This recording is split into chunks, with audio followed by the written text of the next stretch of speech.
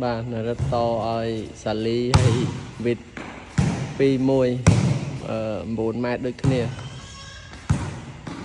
vậy đọc thì lên bạn như vậy như châu cốc châu cốc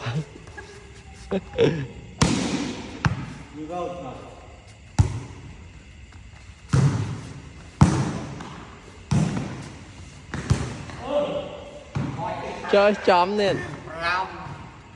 phải mà đấy chơi phải ám sâu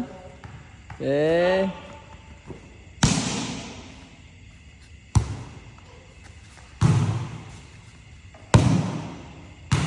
chơi vịt lấy một cái đọ đá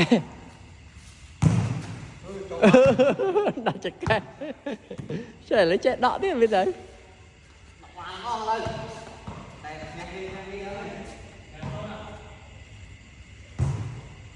chơi